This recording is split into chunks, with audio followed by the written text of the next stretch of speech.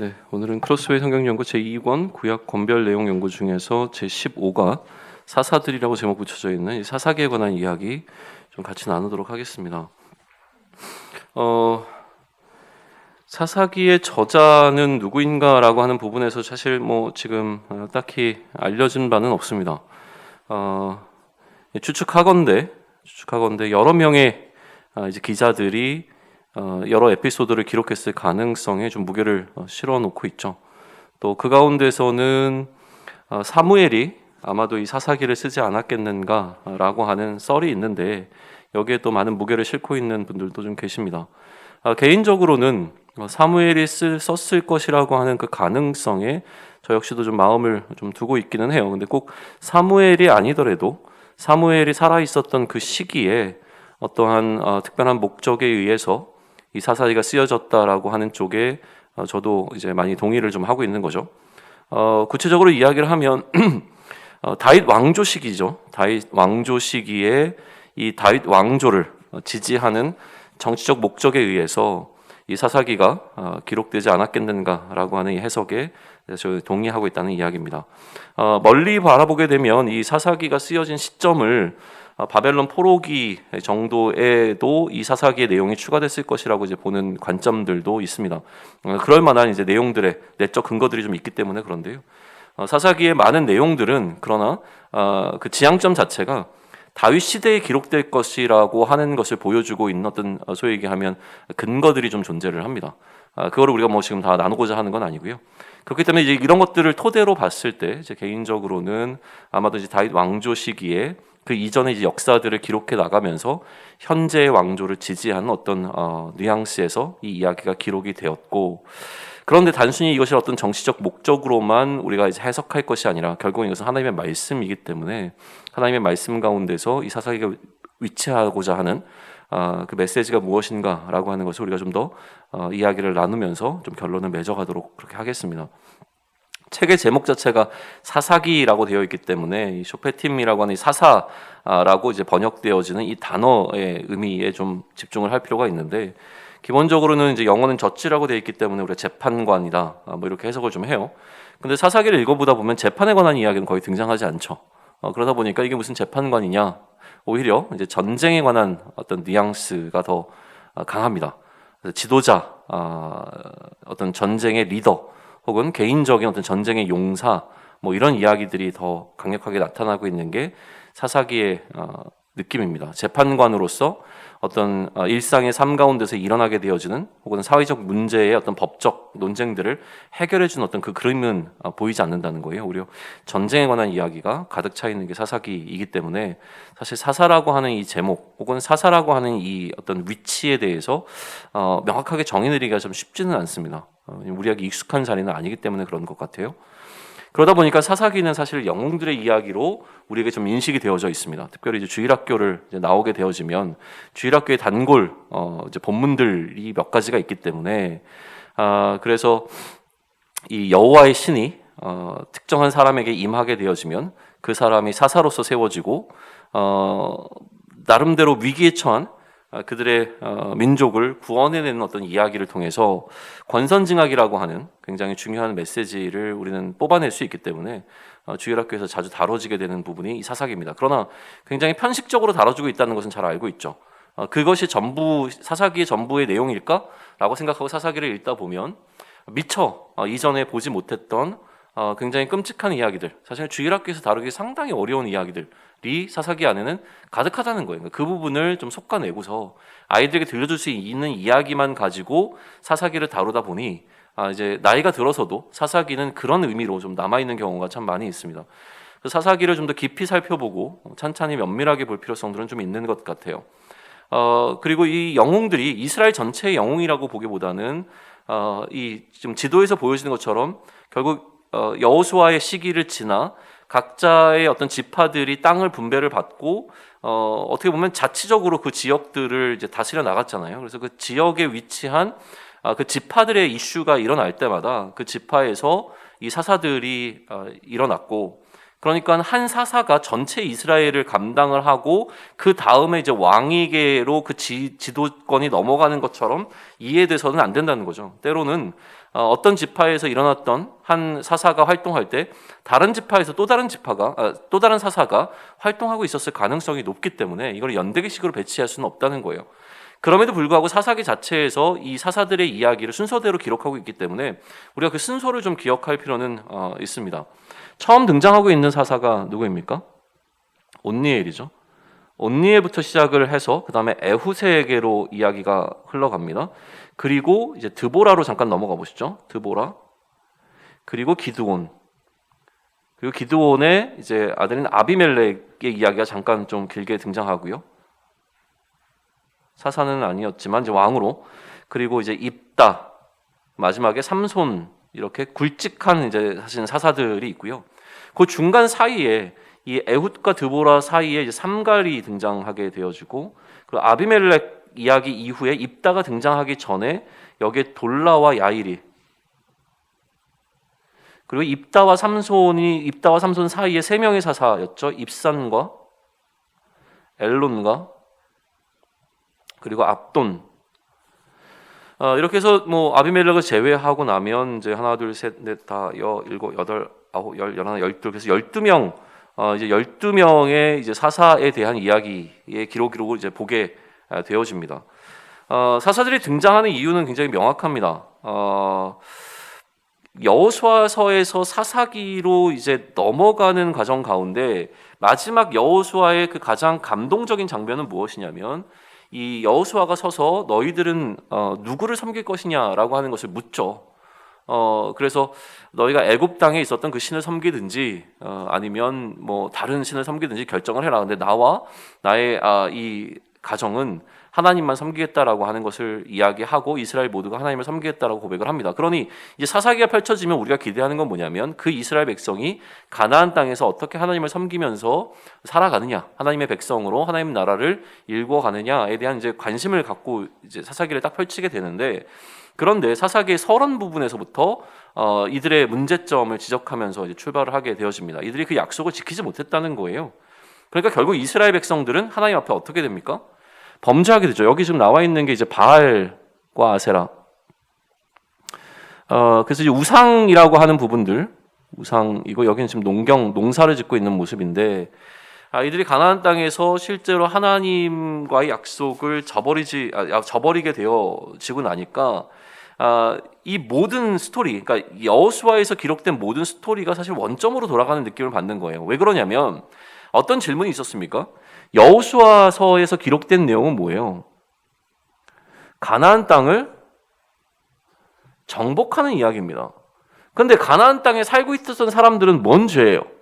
이스라엘 백성들에게 하나님께서 땅을 주시기 위해서 그 땅에 있었던 사람들을 전부 다 내보낸다면, 흔히 요즘으로 이야기하면 신도시를 개발하기 위해서 좀 어떤 철거를 하는 과정 가운데 굉장히 불필요한 피해를 입히게 되는 상황이잖아요. 그러다 보니까 단순히 가나안을 하나님께서 이들에게 주셨고 그 굉장히 좋은 땅을 이스라엘 백성들에게 막무가내로 주신 것이 아니라, 이 가나안 땅에 있었던 죄악의 문제를 해결하기 위하여서, 그 땅에 만연했던 불법의 문제를 해결하기 위해서 이것을 하나의 하나님께서 이끄시는 전쟁으로 이제 그림 그려지게 되어지는 거였단 말이에요. 그러니까 명분이 있었어요, 최소한. 단순히 이스라엘 백성들에게 하나님께서 땅을 주신다라고 하는 명분을 넘어서서 그 땅에 만연했던 하나님을 대적하는 행위들을 몰아내고, 그것이 온전히 하나님께서 다스리는 지역이 되도록 하고자 하는 하나님의 그 명분이 존재했단 말이에요. 그런데 이스라엘 민족이 그 땅에 들어가서 그곳에 있었던 이전의 민족들과 동일한 방식으로 살아간다고 하면 그 명분이 사라지는 거잖아요. 그죠? 그러니까 명분을 상실했을 때, 다시 얘기하면 하나님의 백성이라고 하는 그 특별함을 뭐라고 이야기하죠, 성경은? 그게 거룩이에요. 이 구별됨이라고 하는 거룩함을 잃어버린 백성들이 찾아왔을 때, 그때 하나님께서 그들을 어떻게 다루시는가의 문제를 보여주신다는 것이죠. 그래서 그 1장, 주로 이제 1장에서 2장 초반부로 넘어가기까지의 내용에서는 뭘 얘기하냐면, 우선은 이제 정복 전쟁이 실패했다는 것을 이야기합니다. 정복이 완전하게 이루어지지 않았다는 것은 땅을 우리가 다 먹었다라는 의미보다도 그 땅 가운데 하나님을 섬기고자 하는 그 일이 온전케 되어지는 과정이 실패했다는 것을 볼 수 있죠. 그러니까 어느 부분에서는 여전히 그들 가운데 하나님이 아닌 다른 것을 섬길 수 있는 가능성의 여지가 열려있는 부분들이 있었고, 실제로 그것으로 인하여서 2장부터 3장 초반부까지는 무슨 이야기를 합니까? 이스라엘 백성들도 우상을 숭배했더라, 이 얘기를 하고 있어요. 그러니까 이렇게 되어지면 이들이 이전에 있었던 가나안 민족과 뭐가 다르냐는 거예요.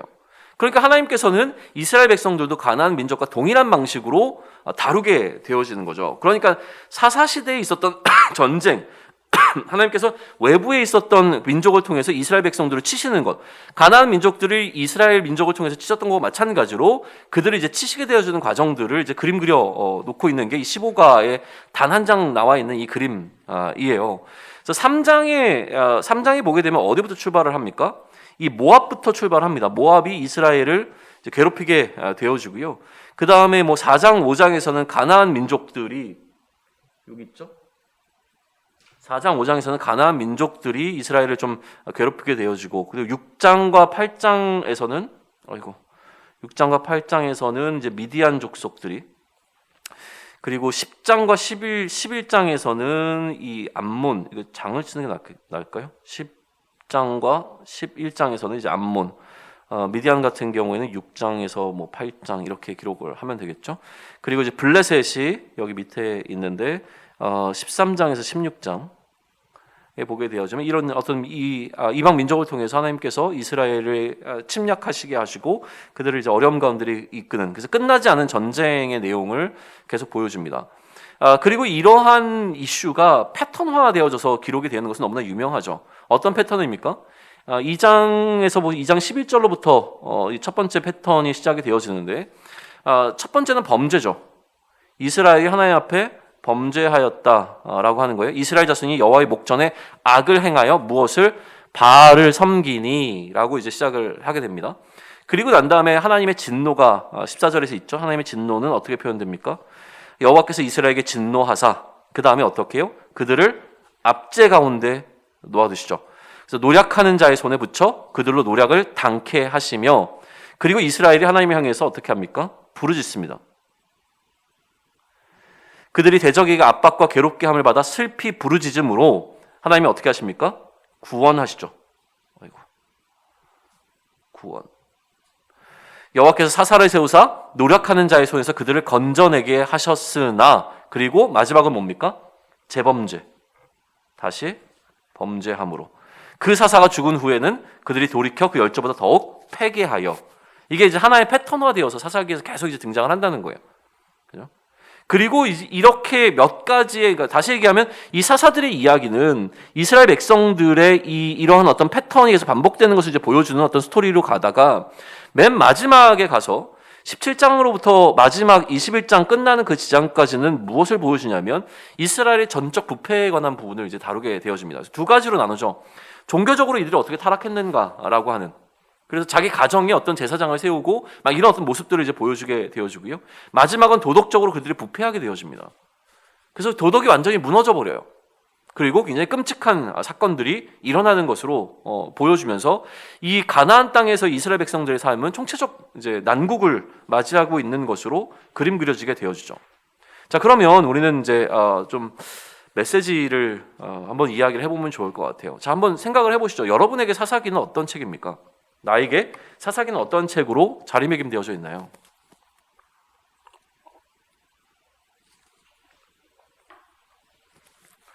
누군가가 나에게 물어봅니다.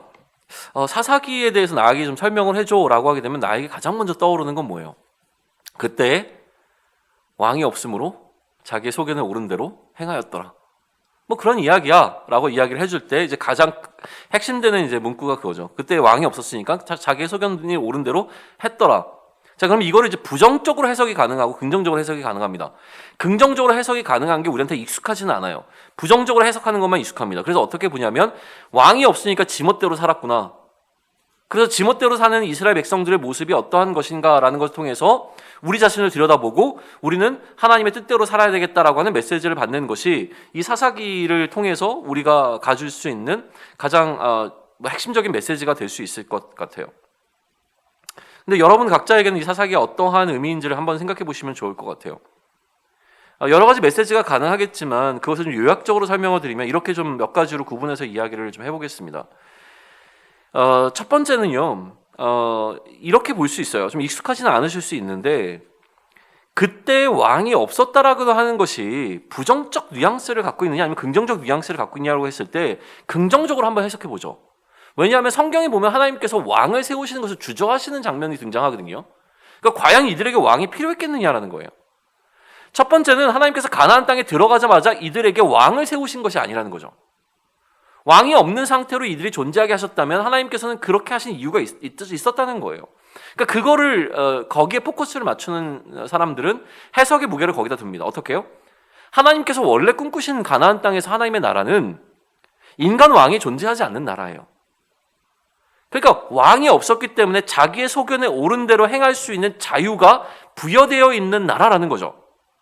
왕을 위해서 움직이는 나라가 아니라 각자의 소견에 옳은 대로 자신의 판단에 의해서 살아갈 수 있는 나라가 하나님께서 처음에 꿈꾸신 나라였다라는 이제 해석을 하는 거예요. 그게 어떤 거냐면 당시 이방에 있는 많은 나라들은 왕이 세워져 있었거든요. 그래서 나중에 왕을 세울 때 우리도 저들처럼 왕을 세워주세요라고 쫄르잖아요.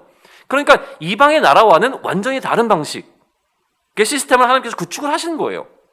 그러니까 그 다른 나라와는 다른 방식으로 이들이 잘 살아냈다면 왕을 갖고 있는 나라들이 변화를 이끌어낼 수 있는 여지가 있었겠죠.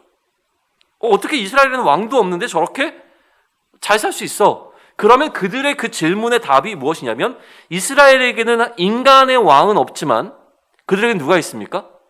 참 사사 되시는 하나님께서 계시다라고 하는 이 메시지를 전해줄 수 있는 부분들이 있었다는 거예요. 이게 이제 하나의 굵은 해석적 흐름이 되어집니다. 두 번째는 무엇이냐면 방금 이야기한 것처럼 하나님이 우리의 사사시다라고 하는 그 메시지를 더 부각시키는 겁니다. 인간왕이 필요 없다라고 하는 하나님의 나라에 대한 이야기를 하는 것뿐만이 아니라 이제 이 사사들의 이야기를 통해서 하나님께서 우리의 참된 사사시다. 그래서 이 인간 사사를 통해서 일하시는 하나님을 더 포커스를 맞춰서 해석하는 경우입니다. 자기의 소견에 옳은 대로 행했다라고 하는 것은 결국 자기 마음대로 행하고 있었던 이스라엘 백성들이라고 본다면 그러면 하나님께서 왕이신데 왜 하나님의 판단에 맡기지 않고 자기가 스스로 왕인 것처럼 생활을 했느냐. 그래서 하나님께서는 사사를 세우셔서 그 하나님의 일하심을 나타내심을 말미암아 이 사사들 위에 계신 참 사사 되신 그 하나님에 관한 것을 우리에게 알려주시기 위하여 이 사사기가 존재한다라고 이제 해석을 하는 게 또 가장 굵은 어떤 해석적 흐름 가운데 하나라는 거예요. 그리고 이제 아까 얘기했던 이 정치적 목적에 의해서 이 사사기가 쓰여졌다라고 하는 관점 속에서 바라보게 된다고 한다면 이 사사기가 지금 지향하고 있는 관점은 무엇이냐면 그때 왕이 없었기 때문에 이런 일들이 일어났다는 것을 계속 강조함으로 뭐를 사람들에게 느끼게 하는 거예요? 우리에게도 뭐가 필요하다? 왕이 필요하구나. 왕이 있어야 되겠다. 왕이 없으니까 자꾸 이러한 문제가 생긴다. 그러니까 하나님 앞에 참 경건하고 하나님을 올바르게 섬길 수 있는 왕이 필요하다. 이 왕이 있으면 우리에게도 굉장히 큰 도움이 되겠다라고 하는 정치적 목적에 의해서 당시 어떤 왕을 지지하는 다윗의 왕조를 지지하는 방향성 가운데서 이 사사기가 그 당시에 살았던 사람들에게 그러한 메시지 또 다윗 왕조를 견고하게 하기 위한 목적으로 쓰여진 것이다 라고 하는 이 해석적 측면으로 이해하고자 하는 관점도 있다는 거예요. 이것이 무조건 잘못됐다고 저는 해석하지는 않습니다. 그런데 여기서 멈춰지지 않았으면 좋겠다는 건 개인적인 해석입니다. 개인적인 해석은 무엇이냐면 하나님께서 다윗 왕조를 왜 세우시고자 하셨냐는 거예요. 하나님은 다윗 왕조를 왜 견고하게 하시고자 하셨냐는 거죠. 하나님께서 굳이 다윗을 선택하셔서 그의 씨 가운데서 그의 줄기 가운데서 왜 영원한 왕위를 갖고 있는 왕을 태어나게 하셨는가라고 하는 부분을 바라본다면 결국 이 사사기가 지지하고 있는 다윗의 왕조라고 하는 것은 인간 왕 다윗을 이야기하는 것이 아니라 하나님께서 보내주실 그 그리스도의 통치에 대한 완전성에 대한 기대를 하게 되어지는 것이죠. 우리에게는 뭐가 필요하다는 거예요? 우리에게는 왕이 필요합니다. 근데 그 왕은 누구입니까? 다윗이 아니에요. 그 왕은 하나님께서 우리에게 허락하실 영원한 왕위를 갖고 있는 그 왕, 참 왕이신 그리스도라고 하는 것이죠. 이게 이제 복음적 해석으로 넘어가게 되는 겁니다. 그러니까 사사기 역시도 우리에게 무엇을 바라보게 하냐면 우리에게 그리스도가 필요하다는 사실에 동의하게끔 만들어가는 것이죠. 그러면 여기서 우리는 개인적 묵상으로 이제 들어갈 수가 있게 되어집니다. 사사기를 바라보면서 우리가 보게 되어지는 개인적 묵상의 큰 틀을 한 두세 가지로 이야기를 한다면, 첫 번째는 저는 이걸 이야기하고 싶어요. 뭐냐면 나의 인생 가운데 그리스도가 필요하다는 겁니다. 우리는 우리의 소견에 옳은 대로 행할 수밖에 없는 자들이에요. 그렇기 때문에 우리에게는 우리의 삶을 이끌어줄 목자와 같은 참 왕이신 그리스도가 필요하다는 거예요. 그거는 나 스스로가 압니다. 우리는 반복되는 죄를 계속 범하고 있는 사실을 우리 개인 스스로가 알고 있는 것이죠. 이 죄를 깨닫지 못한다면 우리는 스스로 더 악한 길로 가고 있는 것이죠. 그러나 말씀을 보면 볼수록 사실은 우리는 죄를 더 깨닫게 되어지고 우리의 불의함을 느끼게 되어지는 것이죠. 그런데 우리는 신앙생활하면서 가장 많이 범하게 되는 실수가 무엇이냐면 나의 연약함을 말하는 것보다 다른 사람들의 불의함을 말하는 것이 훨씬 더 능숙해진다는 사실이에요. 우리는 말씀을 배우고 성경을 묵상하고 하나님의 뜻이 무엇인지를 알면 알수록 나 자신의 연약함을 바라보고 이것을 더 성숙함으로 이끌기 위해서 어떻게 노력할 것인가에 대해서 고민하기보다 그것을 하나의 잣대를 삼아서 다른 사람들의 불의함을 이야기하는 데 훨씬 더 신속하다는 거예요. 왜 그렇게 되냐면 다른 사람들의 불의함을 말함으로 인해서 나는 그들과 다르다라고 하는 선을 긋습니다. 다른 사람들을 불의한 사람을 만들면서 내가 그들과는 다른 것을 통해 나도 거룩하지는 않지만 그럼에도 불구하고 이 선을 그은 것을 통해서 우리는 우리의 구별됨, 다시 얘기하면 거룩을 유지하려고 하는 편한 방식의 거룩을 추구합니다. 그러나 성경이 우리에게 이야기하고 있는 건 무엇이냐면 다른 사람들의 불의를 지적하지 말라는 건 아니에요. 그러나 더 중요한 건 무엇이냐면 내 안에 존재하고 있는 나의 연약함을 보라는 거죠. 그리고 나의 연약함을 넘어서 나를 세우시는 그 그리스도를 닮은 모습으로 계속 우리가 이 미숙함으로부터 성숙함으로 나아가야 된다. 이게 성화의 개념이에요. 그래서 우리가 세상 가운데서 그리스도가 보여주신 그 빛의 역할을 감당함을 통하여서 어둠 속에 있는 자들로 하여금 빛을 바라보고 나오도록 만드는 역할을 감당해야 된다라고 하는 의미인 겁니다. 그러니 이스라엘의 죄는 나와 상관없는 것으로 바라보면 안 되는 거죠. 결국 우리는 사사기를 통해서 이스라엘이 범하고 있는 이 모든 죄가 나의 죄로 해석될 수 있어야 됩니다. 무슨 얘기냐면 나 역시 그들과 함께 그 시대에 살았다면 동일한 죄를 범했을 가능성이 거의 100%라고 생각하면서 우리는 이 사사기를 바라봐야 된다는 거예요. 얘네들은 왜 이렇게 멍청해서 이런 죄를 범했어가 아니라 우리도 동일하게 범했을 거라는 거죠. 그러면 그 당시의 상황을 오늘로 이끌고 와서 우리는 이 시대 가운데 어떠한 범죄를 그들처럼 범하고 있는가를 생각해 보셔야죠. 자, 다시 한번 그림을 보시죠. 농사를 짓고 있을 때 이들이 바알을 왜 섬겼습니까? 이들에게는 농사의 경험이 없었기 때문이라고 해석이 됩니다. 광야에서 생활을 하다가 이 가나안 땅에 들어와서 농사를 지으려고 하는데 어떻게 농사를 지어야 될지 모르겠어요. 그러니까 그들이 바라본 건 뭡니까? 이전에 농사를 지었던 사람들의 방식이에요. 그런데 당시에 농사를 짓는 사람들은 바알을 숭배하고 이 바알과 아세라가 사실은 농업의 신이잖아요. 농업을 관장하는 신이란 말이에요. 그러니까 그들이 하고 있는 농사의 방식을 그대로 차용해 왔을 뿐이에요. 하나님을 대적하고 하나님을 거역하고 하나님의 뜻대로 행하지 않고자 반항을 한 게 아니란 말이에요. 그들 생각에는 그것이 이성적으로 지혜롭다고 생각하는 판단 속에서 그렇게 행했을 가능성이 높다고 본다면 오늘을 살아가는 우리들의 삶 가운데서는 어떠냐는 거예요. 나 역시 하나님을 대적할 생각이 전혀 없습니다. 나는 하나님을 사랑합니다. 하나님의 뜻대로 살아가고 싶습니다. 그리고 하나님 나라를 소망하고 예수를 그리스도로 인정하며 살아갑니다. 그럼에도 불구하고 우리의 삶 가운데 우상이 들어오죠. 왜 들어오죠? 그 부분을 우리는 발견해내야 된다는 거예요. 이거를 깨닫지 못하면 이 사사기는 우리에게 전혀 의미 없는 책이 되어집니다. 세상의 질서에 대한 갈망이 우리에게 있음을 우리는 깨달아야죠. 그리고 우리에게 경고해야 합니다. 다른 누군가에게 경고하는 것으로 나의 거룩을 유지하려고 하는 그 교만함에서 벗어나야 된다는 거예요. 다른 사람을 판단하기 전에 나를 들여다볼 수 있어야 됩니다. 내 안에 들어와 있는 이 욕망의 문제, 내 안에 들어와 있는 이 우상의 문제를 나는 어떻게 해결할 것인가 라고 하는 사실을 사사기를 통해서 이 사사기가 나의 이야기라고 하는 관점 속에서 바라보며 묵상하며 좀 보실 것을 제안을 드려요. 두 번째는 무엇이냐면 그래서 내가 몸부림을 치죠. 내가 이렇게 하면 안 되겠구나. 이스라엘보다는 좀 나은 방식으로 살아야 되겠구나. 열심히 노력을 합니다. 그런다고 됩니까? 되던가요? 수십 년이 지나면 나의 신앙생활이 좀 이전보다는 훨씬 나아져서 이제는 범죄하지 않고 이제는 세상으로부터 내가 완전히 구별되어 있는 삶을 살아가고 있던가요? 아니라는 거죠. 그러니까 그만큼 우리는 세상이 우리에게 주고자 하는 어떤 그 유혹과 욕망이 얼마나 큰지에 대해서 경계할 필요가 있습니다. 그러니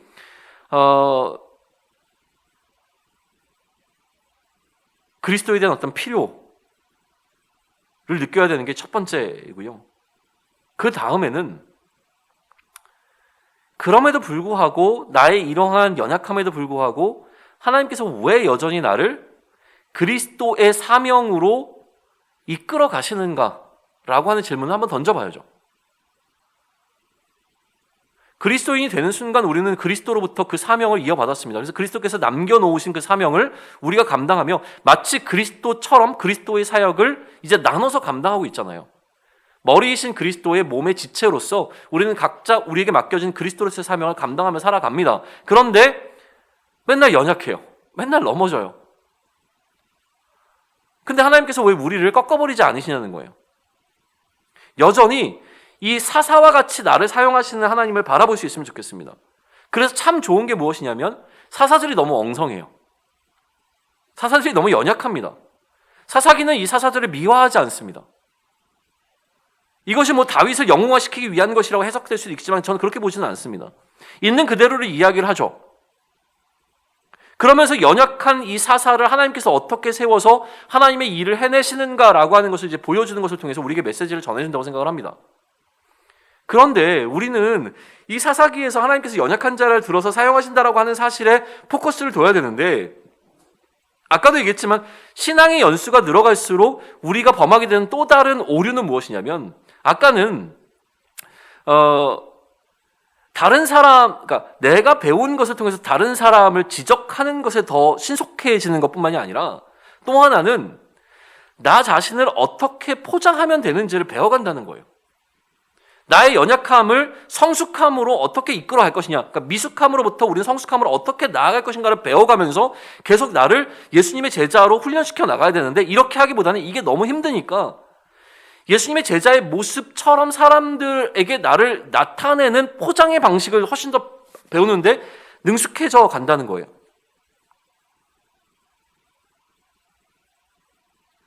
그러니까 사사들을 미화하지 않는다라는 사실 자체가 굉장히 큰 의미가 우리에게 있습니다.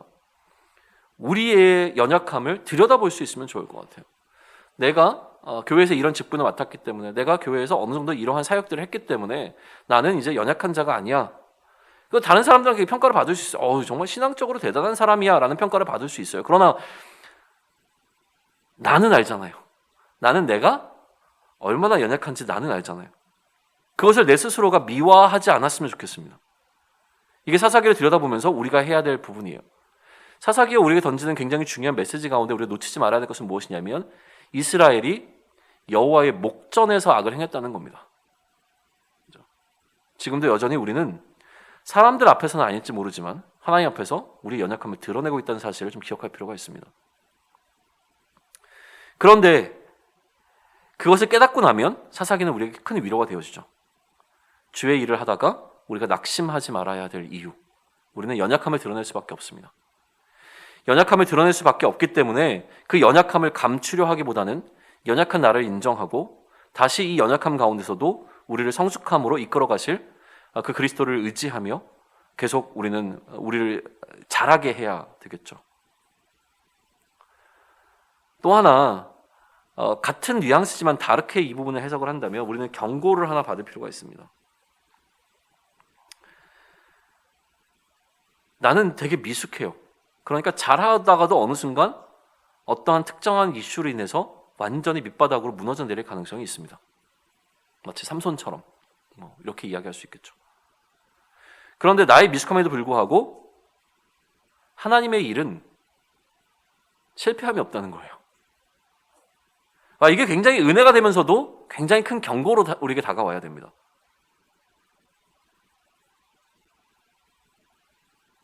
경고로 다가온다면 우리 이렇게까지도 확대 해석할 수 있을 것 같아요. 무슨 얘기냐면 하나님은 반드시 성공하신다는 거예요.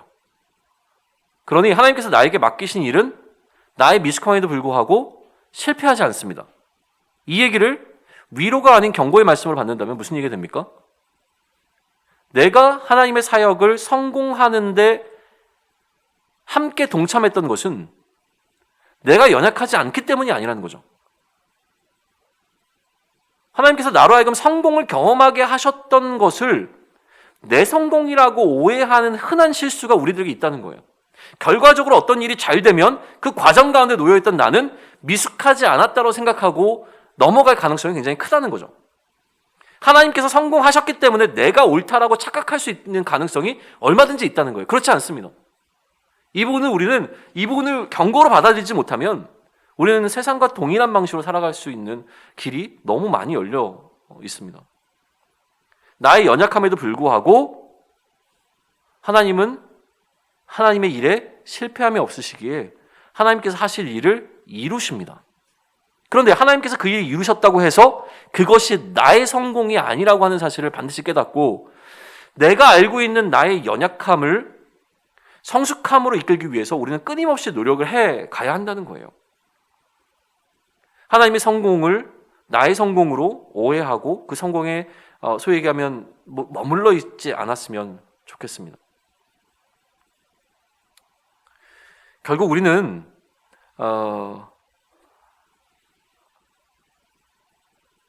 그리스도로서 우리가 해야 하는 어떤 일들을 감당하고 있다라고 하는 것을 통해서 이제 마지막 세 번째 묵상이 이제 결론을 낸다면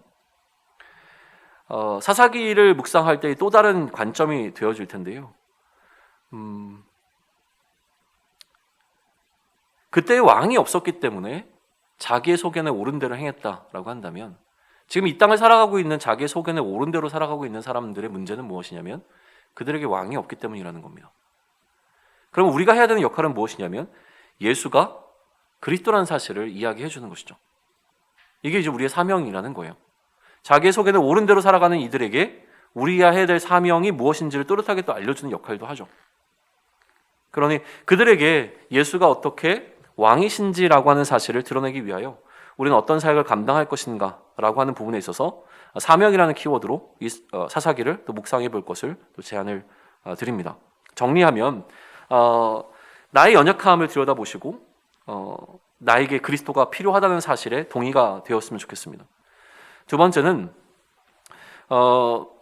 나의 연약함에도 불구하고 나를 사용하시는 그 하나님에 대해서 묵상하고 그래서 여전히 우리는 연약하지만 그럼에도 불구하고 하나님께서 나를 사용하신다는 것을 통해서 위로를 받는 것과 아울러 또한 나의 연약함에도 불구하고 하나님의 일하시면 실패함이 없기 때문에 하나님은 반드시 일을 성공하실 것이기에 하나님의 성공이 나의 옳음으로 뒤바뀌어지지 않을 수 있도록 우리는 경계해야 될 필요가 있다고 하는 것.